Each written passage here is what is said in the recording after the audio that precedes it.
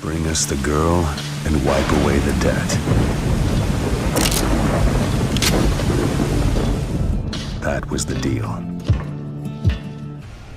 Hello everyone, this is Eddy with another episode of the Gaming Vault. Today we will be talking about BioShock Infinite, written and edited by Rivera. Why did we choose BioShock Infinite? Because this game is good enough to be replayed, it's backwards compatible on the Xbox One, and the game was recently remastered on the PS4 and Xbox One in the BioShock collection. With amazing mechanics, great graphics, and one of the best stories in any shooting game, BioShock Infinite is a game that you have to play.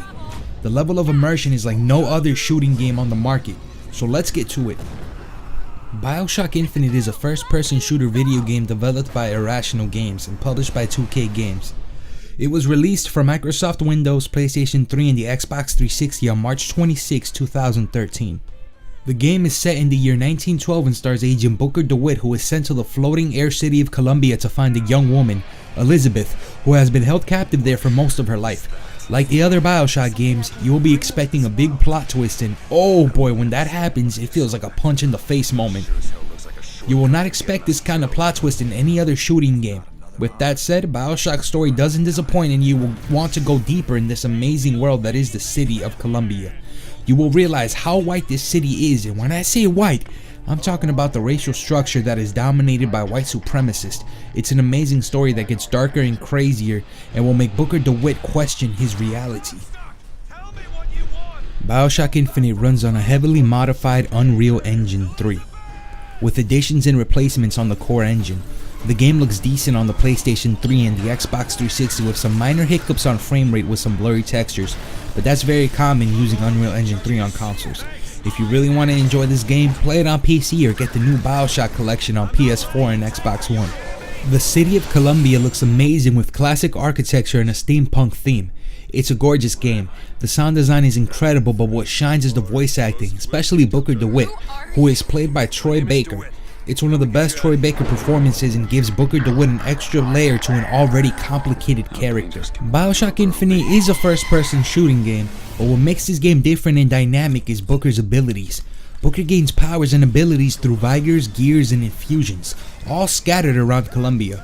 Vigors, the equivalent of BioShock's plasmids, grant activated powers such as creating shockwaves, releasing bolts of electricity, and machine/human possession.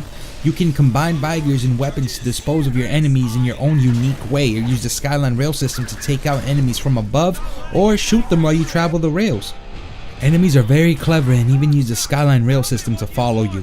Some enemies require different tactics that you will develop and learn once you get deeper into the game. Like other BioShock games, you loot your enemies for ammo and items. Also, you level up your Vigors and weapons and make them stronger every time. The BioShock 10th anniversary is a reminder to this great game series. I am really shocked that some gamers haven't played these games, especially Infinite. I just replayed this game some weeks ago, and still this game manages to amaze me on how the story unfolds. So what are you waiting for? There are so many ways and platforms to enjoy this game. Alright everybody, that's it for now. Remember, for everything BioShock and gaming suggestions, stay tuned to the Gamers Next Door. And remember, bring us the girl and wipe away the debt. Hey, the deal's off, you hear me? The deal's off!